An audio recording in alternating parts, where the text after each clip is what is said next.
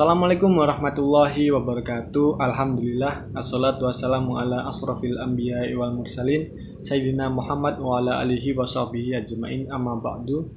Alhamdulillah, jumpa kembali bersama saya Tio Wahyu Arskinanda. Pada kesempatan kali ini kita melanjutkan kisah Nabi yang mana kemarin sudah kita bahas bersama kisah Nabi Hud alaihissalam dan kaum Ad. Materi yang saya bawakan kali ini mempunyai sumber referensi dari kitab Kenabian dan Para Nabi yang ditulis oleh Muhammad Ali Asyabuni pada halaman 410. Kali ini kita akan membahas seorang nabi dari bangsa Arab juga. Beliau masih ada keluarga dengan Nabi Hud alaihissalam, satu keturunan. Beliau adalah Nabi Soleh alaihissalam. Kaum Nabi Soleh alaihissalam ini bernama kaum Samud. Mereka termasuk bangsa Arab dari keturunan kaum Ad. Kemarin kita telah bahas bersama bahwa seluruh kaum Ad habis binasa karena azab yang Allah Subhanahu wa taala berikan, kecuali orang-orang yang mau beriman dan mengikuti seruan Nabi Hud alaihissalam. Nah, sebagian kecil dari kaum Ad yang beriman tersebut selamat bersama Nabi Hud alaihissalam dan melanjutkan kehidupannya di muka bumi. Tanah yang ditinggali kaum Samud merupakan bekas jajahan kaum Ad dahulu yang telah habis binasa karena azab sebagai peringatan atas pengingkaran mereka terhadap dakwah dan risalah Nabi Hud alaihissalam.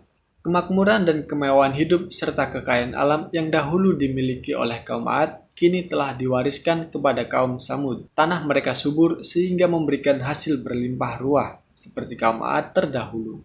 Atas berkah itu, kaum Samud hidup tentram, sejahtera, dan bahagia. Mereka merasa aman dari segala gangguan dan kemewahan hidup mereka rasakan hingga anak keturunan mereka. Sayangnya, kaum Samud malah berlaku tidak mengenal Tuhan. Mereka justru menjadikan berhala sebagai Tuhan mereka. Atas dasar inilah, Allah Subhanahu wa taala kemudian kembali mengutus seorang nabi yang berasal dari kaum Samud itu sendiri. Beliau adalah Nabi Soleh alaihissalam yang ditugaskan untuk membimbing mereka kembali ke jalan Allah Subhanahu wa taala. Lewat dakwahnya, Nabi Soleh coba memberikan penerangan dan memimpin mereka keluar dari jalan yang sesat ke jalan yang benar. Nabi Soleh juga mengajak mereka agar jangan menentang dan mengikuti ajakannya beriman kepada Allah Subhanahu wa taala. Sayang, upaya Nabi Soleh tidak berbuah hasil. Hanya sekelompok kecil dan kebanyakan dari mereka berasal dari golongan sosial lemah yang mengikuti Nabi Soleh. Sementara itu, sebagian besar kaum Samud menolak dakwah dari Nabi Soleh alaihissalam. Mereka kemudian malah balik menantang Nabi Soleh untuk menunjukkan mukjizat dari Allah Subhanahu wa taala berupa unta betina yang besar. Sebagai gantinya, mereka berjanji akan mengikuti ajakan Nabi Soleh alaihissalam untuk meninggalkan kepercayaan mereka terhadap berhala dan percaya terhadap Allah Subhanahu wa taala.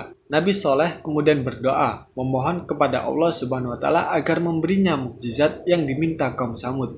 Kemudian doa Nabi Soleh alaihissalam langsung dijawab Allah Subhanahu wa taala. Dari sisi sebuah bukit yang ditunjuk kaum Samud, kemudian keluarlah seekor unta betina dari sebuah batu karang yang besar. Bahkan seekor unta tersebut dapat memenuhi kebutuhan air susu seluruh kaum Samud.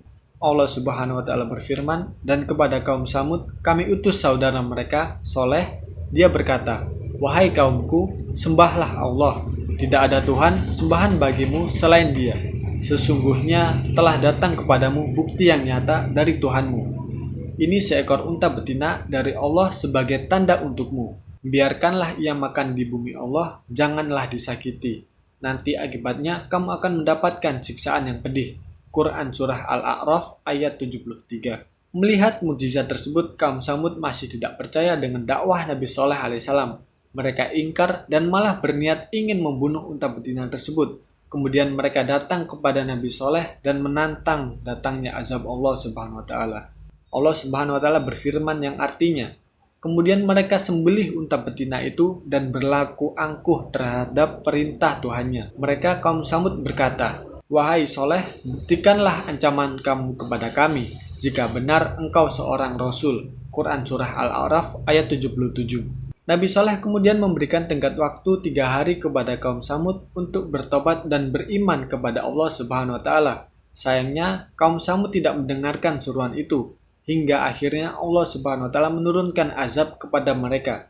Seluruh kaum Samud yang tidak percaya kepada Nabi Soleh alaihissalam kemudian binasa. fa'akhadathumur rajafatu fa'asbahu fi darihim jasimin, yang artinya lalu datanglah gempa menimpa mereka dan mereka pun mati bergelimpangan di dalam reruntuhan rumah mereka. Quran Surah Al-A'raf ayat 78. Dari kisah tersebut dapat pelajaran yang dapat kita ambil. Di antaranya adalah Allah Subhanahu wa Ta'ala memerintahkan agar tidak mendustakan rasul-rasul dan kitab-kitabnya, karena barang siapa yang berdusta, Allah akan memberikan peringatan berupa azab dan siksa. Semoga kita dihindarkan dari yang namanya dusta dan azab dari Allah Subhanahu wa Ta'ala. Allahu a'lam bishawab.